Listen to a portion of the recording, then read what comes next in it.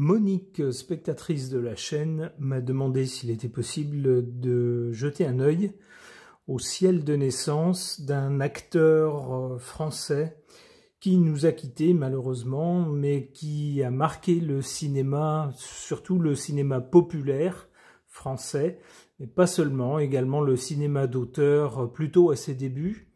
Il s'agit de Jean-Paul Belmondo. Alors, pour les gens qui le connaîtraient mal, voici un petit point biographique grâce à sa fiche Wikipédia. Jean-Paul Belmondo est un acteur français né le 9 avril 1933 à Neuilly-sur-Seine et mort le 6 septembre 2021 à Paris, dans le 7e arrondissement. Il a également été cascadeur, producteur de cinéma et directeur de théâtre. Au début de sa carrière, le comédien fait partie de la bande du Conservatoire, alternant dans les premières années de sa carrière des films populaires et de cinéma d'art et d'essai, avant de pencher nettement pour la première catégorie, donc le cinéma plutôt populaire. Sa gouaille de titi parisien et ses cascades sans doublure contribuent à en faire rapidement l'une des plus grandes vedettes du cinéma français.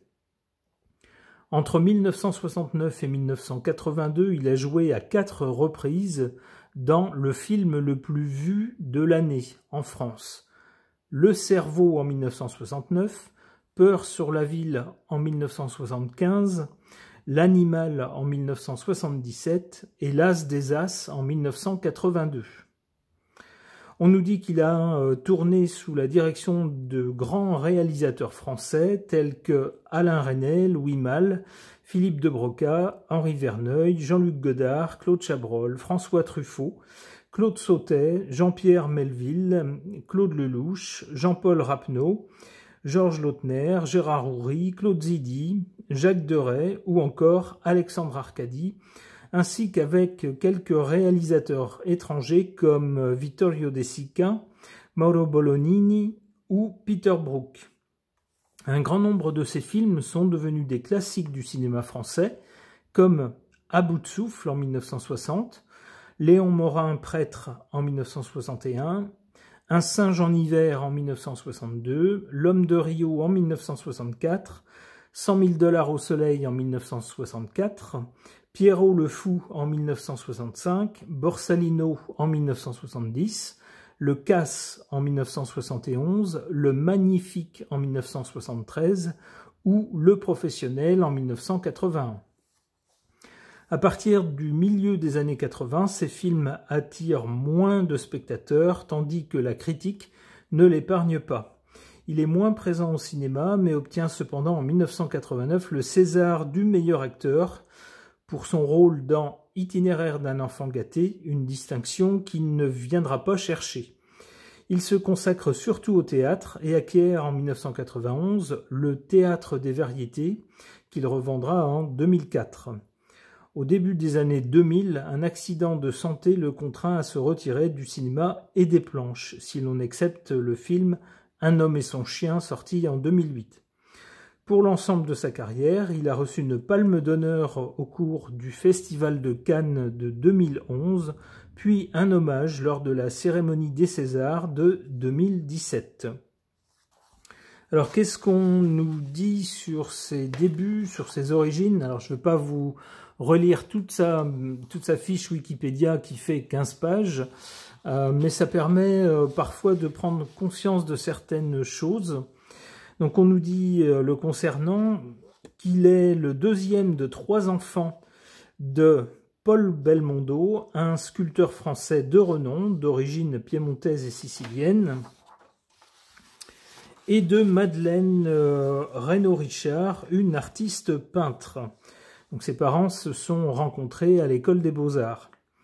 On nous dit que Jean-Paul Belmondo a vécu ses premières années à la Villa Saint-Jacques à Paris, puis en 1938, sa famille emménage 4 rue Victor Considérant, car son père a son atelier dans d'anciennes écuries, au 77 avenue d'Enfer Rochereau. Jeune homme, il a longtemps occupé un 2 pièces dans le même immeuble. Durant l'enfance de Jean-Paul Belmondo, la famille connaît quelques privations Paul Belmondo, donc son père, ayant du mal à vivre de son art pendant la Seconde Guerre mondiale et pendant l'occupation. Il a ensuite été inscrit dans les meilleures écoles de la bourgeoisie parisienne, mais cela dit, on nous dit qu'il était peu enclin aux études et qu'il était un élève indiscipliné. Il a découvert très jeune le plaisir du sport, le cyclisme, le football, puis la boxe, qu'il va longtemps pratiquer en amateur et brièvement en professionnel durant son adolescence, avec 4 victoires, 4 défaites et un match nul. Alors il a abandonné la boxe parce qu'il pensait n'être pas suffisamment motivé, ça ne l'empêchait pas d'apprécier ce sport. À 16 ans, il a été victime d'une primo-infection de tuberculose et pour sa guérison et sa convalescence, il a été envoyé dans le Cantal. Dans le calme et l'air vivifiant, le jeune homme a alors décidé de devenir comédien. Alors, il a voulu se former, bien sûr, pour être comédien auprès des écoles consacrées ou dans le circuit consacré à ce type de profession. On nous indique grosso modo, je ne vais pas tout vous détailler, mais que ça a été compliqué parce que c'était quelqu'un qui avait... c'était pas un bon élève, si vous voulez. C'est quelqu'un qui était plus à l'aise dans les relations directes avec les gens, qui avait une certaine gouaille, qui était très physique. Et ça collait assez peu avec l'esprit très traditionnel, très lettré qu'il y avait dans ce milieu. Donc la critique ne l'a pas épargné au début, alors que ce soit au théâtre, et plus tard pour ses premiers films. Malgré tout, il a connu d'abord certains succès dans des films, on va dire des films d'auteur, des films d'art et d'essai, et puis progressivement, la notoriété venant, il a joué dans des films plus divertissants et il s'est orienté de plus en plus vers ce genre de film. Alors ce faisant, c'est quelqu'un qui a amassé beaucoup d'argent et la fin de sa biographie nous indique qu'après son décès, sa famille s'est un peu disputée concernant son héritage. C'est malheureusement souvent comme ça que ça se passe. C'est souvent un motif de discorde entre les différents enfants.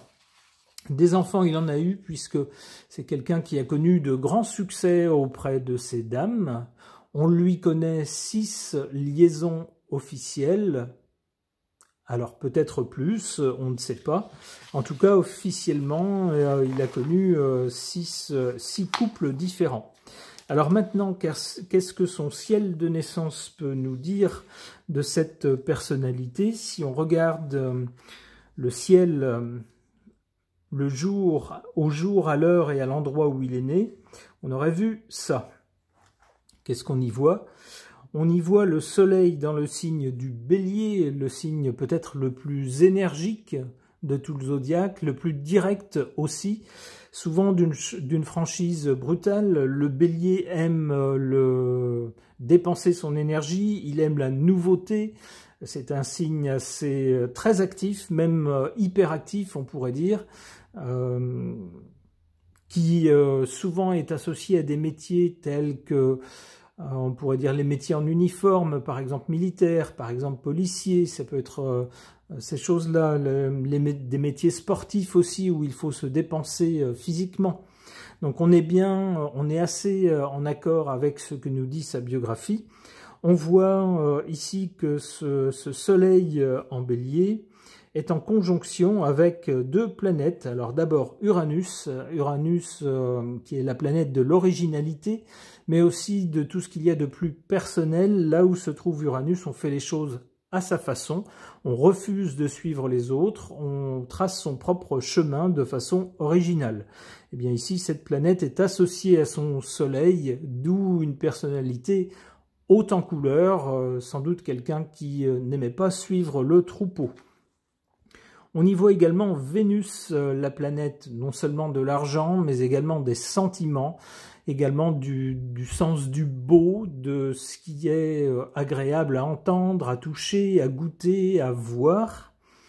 la planète qui attrait souvent aux artistes. Donc ici, associé à son soleil, eh bien ça en fait quelqu'un qui avait ou qui devait avoir sans doute une mentalité d'artiste, une sensibilité d'artiste. Avec Vénus en Bélier, malheureusement, la planète n'est pas très à l'aise dans ce signe. Elle est normalement liée au signe qui lui fait face, la Balance. C'est la planète également, Vénus, des sentiments, des attractions et des répulsions, des choses qui peuvent se passer entre adultes. Entre autres, eh bien, dans le signe du Bélier, ça prend un caractère très physique, forcément. Les sentiments ne sont pas des sentiments platoniques, forcément. Eh bien, ça correspond là encore à ce qu'on sait de sa vie privée. Sans doute ne sait-on pas tout. Alors, ce groupe de planètes dans le signe du Bélier insiste bien sur sa personnalité, une personnalité assez virile, assez franche, assez physique. On voit également que son ascendant était dans le signe des Gémeaux. Alors, les Gémeaux également ont un côté assez physique, même si le signe est gouverné par Mercure, la planète du mental, mais également la planète de l'habileté, la planète de la souplesse, la planète d'une certaine jeunesse, de la curiosité. Avec les Gémeaux, on parle beaucoup, on s'exprime beaucoup, on est dans la communication, comme avec les autres signes d'air. On échange beaucoup avec les autres. Les Gémeaux ont également une faculté de pouvoir, comment dire,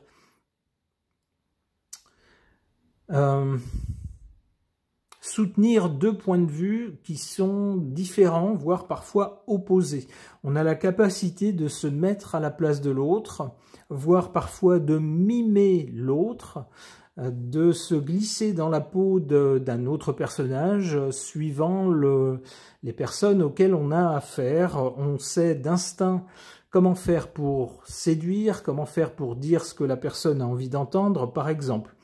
On est très à l'aise dans le relationnel avec le signe des Gémeaux. Alors, à l'encontre de ce signe, il est souvent qualifié de superficiel et de pas toujours très franc du collier. C'est que, un peu comme le Bélier, mais d'une façon peut-être plus mentale, le signe des Gémeaux est intéressé par des tas de choses dans la vie, il n'aime pas s'ennuyer, il aime apprendre des choses, il aime aller voir, il aime tester les choses, il aime échanger avec les gens, il aime réfléchir aux choses, mais souvent il n'approfondit pas beaucoup. Il lui suffit de faire un peu le tour d'un sujet pour passer à autre chose. C'est pas le genre qui aime rester tout seul, c'est aussi souvent...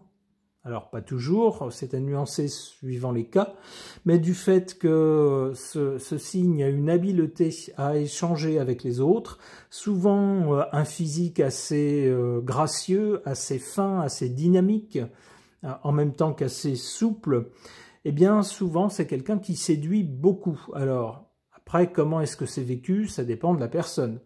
Il y a des gens qui peuvent séduire beaucoup, mais pas pour autant multiplier les aventures, et puis d'autres, au contraire, qui vont en profiter. Ça dépend de la personne, évidemment. On a donc ici un ascendant en Gémeaux, qui en fait quelqu'un de très extraverti. D'ailleurs, on a un signe de feu et un signe d'air. Qu'est-ce qu'on a? Alors, on a une planète dans le signe du Cancer, une planète dans le signe des Poissons. On a quand même ici plusieurs planètes dans le signe de terre de la Vierge, c'est bien, ça ancre un peu la personne. Et puis on a à nouveau ici une planète dans un signe d'air, ici aussi. Donc c'était quelqu'un qui globalement avait plutôt une polarité assez masculine. Alors c'est pas péjoratif, hein, on a tous en nous des... comment pourrais-je dire, des valeurs à la fois masculines et féminines, ça dépend des personnes, la proportion est très variable.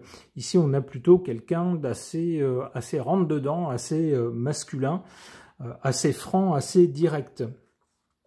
Alors, qu'est-ce qu'on voit d'autre concernant ce monsieur ? On voit ici que les planètes qui se trouvent en Bélier, qui constituent peut-être l'essentiel de sa personnalité, puisqu'elles sont autour du Soleil en Bélier, une personnalité donc très active, très franche, très extravertis, très physiques aussi, sont bien reliés ici par un sextile à Saturne. Saturne qui nous parle de durer, de faire durer les choses, de prendre la responsabilité de s'infliger sans doute une discipline, des contraintes peut-être pour faire les choses correctement, de façon solide et qui tiennent sur la durée.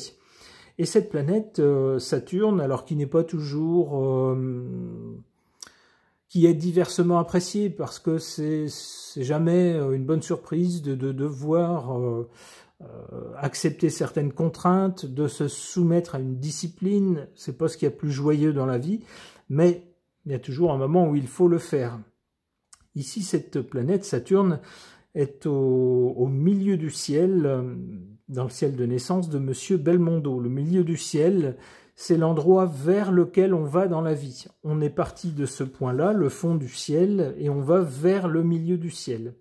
Alors si on regarde cet axe d'ailleurs, on voit que le fond du ciel est en Lion. On peut imaginer que sa famille de départ devait être une famille aimante. Avec le Lion, c'est, on pourrait dire, royal d'avoir ce genre de parenté. On a des parents très forts, très aimants, qui savent faire ressortir le meilleur, encourager leur enfant, tout en ne ménageant pas leur amour, pour que leur enfant se sente bien et puisse s'épanouir. Mais il faut, à un moment ou à un autre, tracer sa vie, tracer son parcours, et c'est ce qu'on voit avec le milieu du ciel, le point vers lequel on va, et c'est le point opposé. C'est-à-dire qu'il faut, ici avec le Verseau, faire les choses à sa façon, devenir autonome, indépendant. C'est ce que nous montre le milieu du ciel. Alors dans le signe du Verseau, ça nous parle de modernisme, de choses qui peuvent avoir trait à tout un tas de domaines de la vie, mais en tout cas des choses modernes. Parfois avec des appareils électriques, on peut y voir, entre autres, ça aurait pu être, comme l'a été son fils plus tard, Paul, coureur automobile. Ça aurait pu se faire avec ce type de caractère et puis ce milieu de ciel en Verseau. Il a choisi plutôt le cinéma. Alors même si il avait plutôt choisi la comédie au théâtre, eh bien ma foi la plus grosse partie de sa carrière s'est réalisée au cinéma. Alors ça va bien avec le signe du Verseau.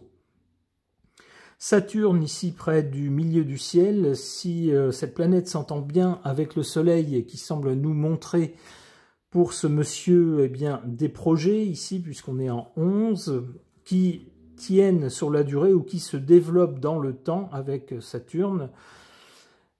Malgré tout, Saturne impose des efforts. Les choses ne viennent pas toutes seules et quand on lit sa biographie, on voit que ses débuts ont été compliqués. D'abord, il lui a fallu du temps pour trouver sa voie. Alors le temps, c'est bien le sens de Saturne.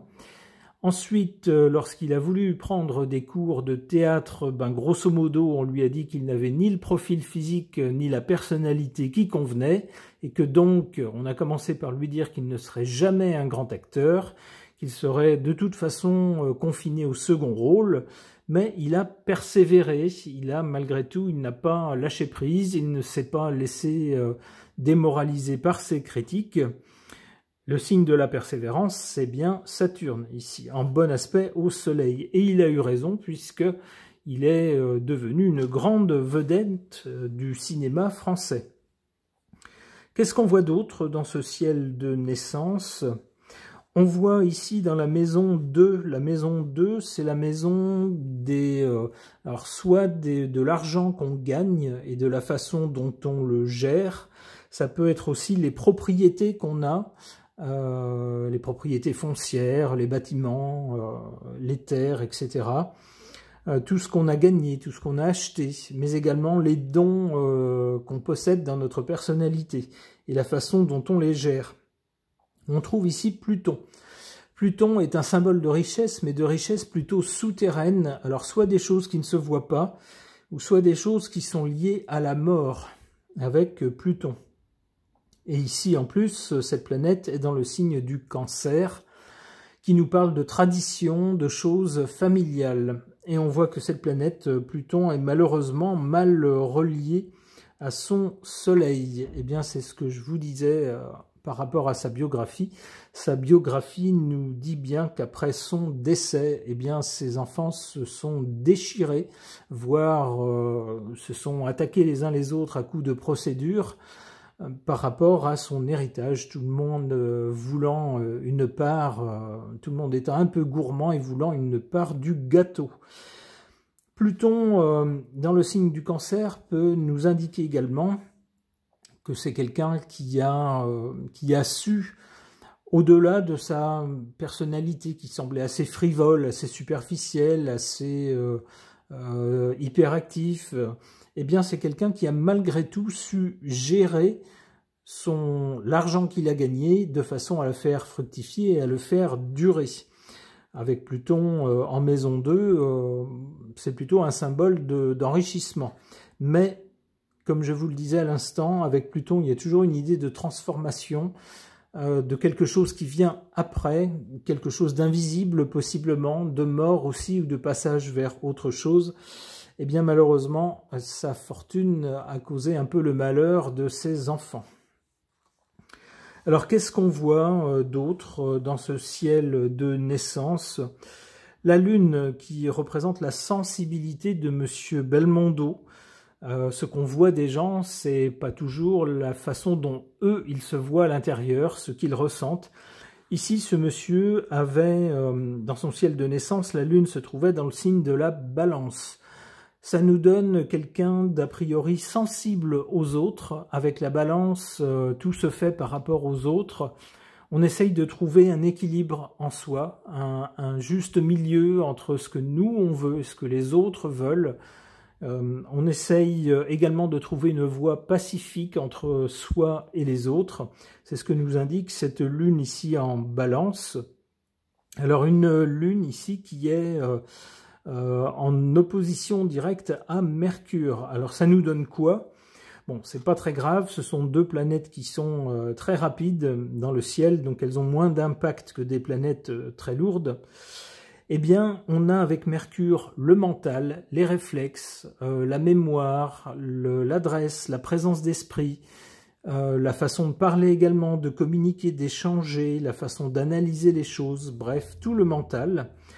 Et avec la Lune, on a plutôt la sensibilité, les états d'âme, les humeurs, on pourrait dire les peurs et les enthousiasmes qui ne sont pas rationnels.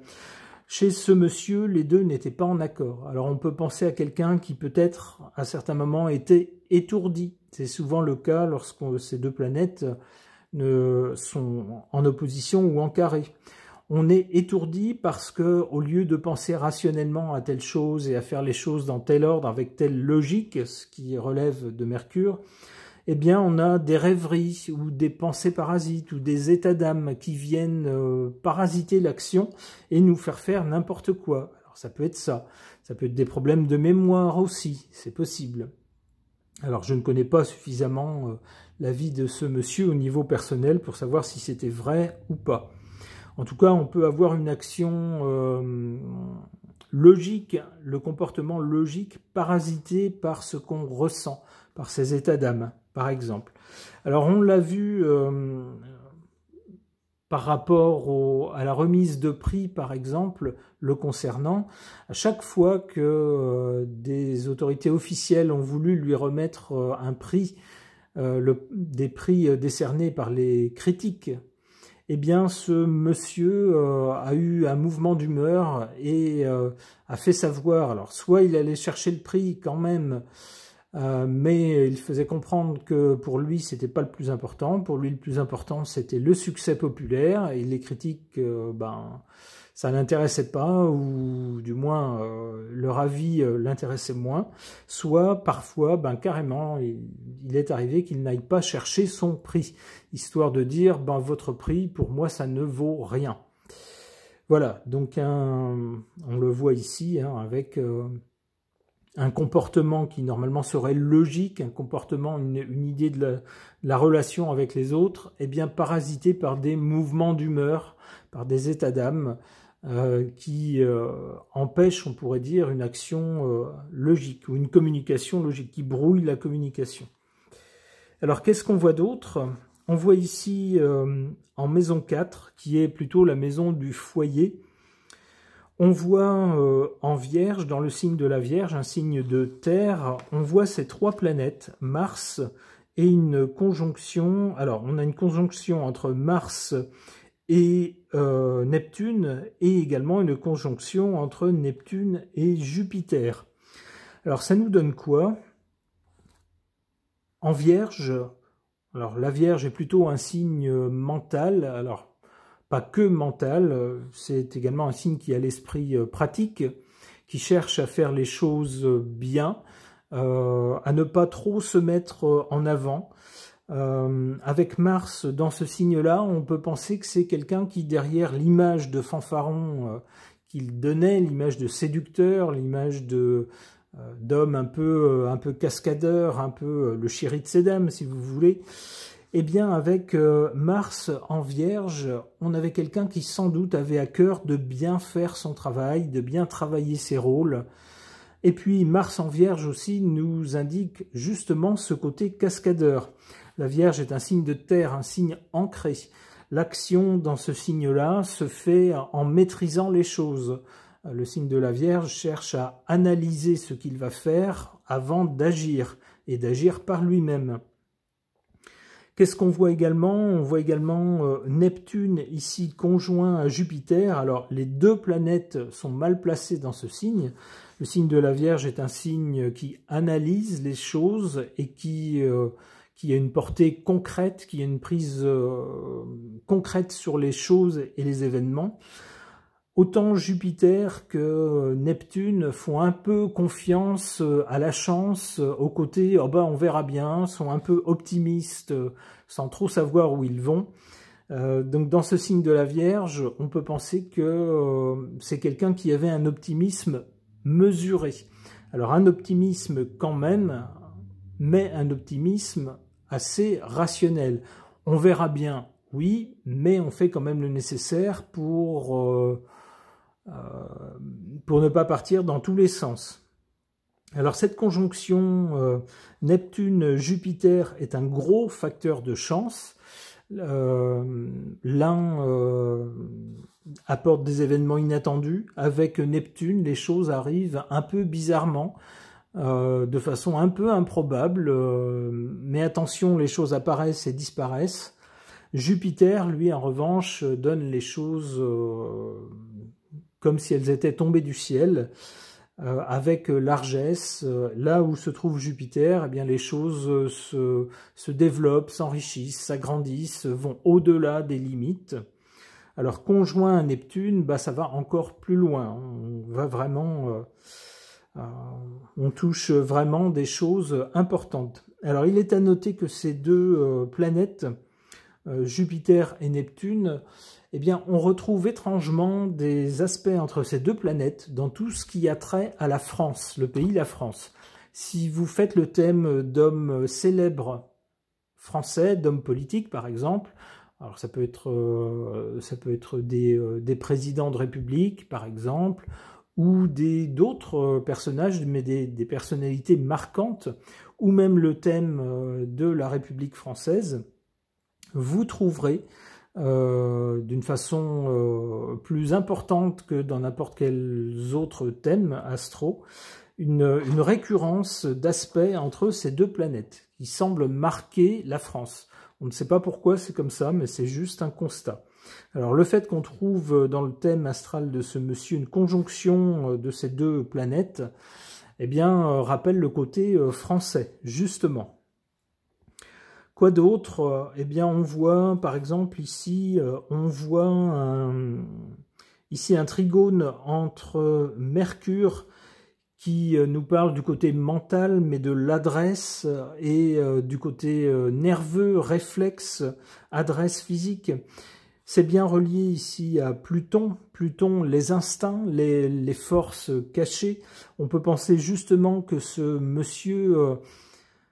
dans son côté physique, a plusieurs fois peut-être dû jouer de ses instincts, de son adresse dans son activité. Alors c'est ce qu'on voit dans sa biographie avec le côté cascadeur. Avec Pluton, attention, on peut frôler la mort. Mais ici, les deux planètes sont en bon aspect. Alors, à plusieurs endroits dans sa biographie, on nous dit qu'en réalisant des cascades dans ses films, souvent, il s'est blessé. Alors, blessé, oui, mais pas mort. Donc, on a bien cet aspect-là entre l'adresse, mais quelque chose de risqué chez ce monsieur. Sans doute avait-il le goût, justement, de ça. C'est-à-dire, pour lui, il n'était pas question de passer sa vie dans un bureau, derrière des feuilles de papier ou un écran. Pas du tout. C'est quelqu'un qui devait avoir besoin de sentir la vie battre dans ses veines, physiquement parlant. C'est ce que suggère en tout cas cet aspect. Alors, qu'est-ce qu'on voit d'autre aussi? On voit, avec ce trigone ici, un aspect entre... alors, de quelle planète s'agit-il? Eh bien, on dirait que c'est un aspect entre le Soleil et Mars. Alors, le Soleil et Mars, ça fait de ce monsieur, justement, quelqu'un dont la force vitale est bien en accord avec des pulsions assez masculines, assez viriles, avec le besoin d'agir, le besoin de dépenser de l'énergie. En même temps, le besoin de s'imposer, s'il le faut, physiquement, avec un certain courage physique. C'est ce que suggère cet aspect, ce trigone entre le Soleil, sa force vitale, en Bélier. Ce trigone donc entre le Soleil et Mars. Ici, Mars, qui est la planète liée au Bélier, eh bien, elle est bien en accord avec le Soleil. On a donc quelqu'un de très physique, de très masculin, et c'est pas du tout étonnant que dans ces films, ce monsieur ait tenu à réaliser, lorsque c'était possible, lui-même des cascades. Cet aspect va tout à fait dans ce sens. Alors, qu'est-ce qu'on peut dire d'autre? Si on regarde les points fictifs, par exemple, qu'est-ce qu'on va trouver? On va trouver par exemple ici la part de fortune. Ça nous indique dans un ciel de naissance à quel endroit est-ce qu'on peut, j'allais dire faire fortune. Alors pas forcément avec de l'argent, mais se réaliser si vous voulez. Qu'est-ce qui peut nous apporter une richesse, alors pas forcément financière, mais faire qu'on va se réaliser dans la vie. Eh bien ici, sa part de fortune se trouve dans la maison 6. C'est la maison du quotidien, mais également du travail. Eh bien, ce monsieur a bien fait fortune grâce à son propre travail. C'est bien ce qui lui a permis de se réaliser. Eh bien, je pense avoir fait à peu près le tour du ciel de naissance de ce monsieur. Je vous remercie d'avoir suivi cette présentation.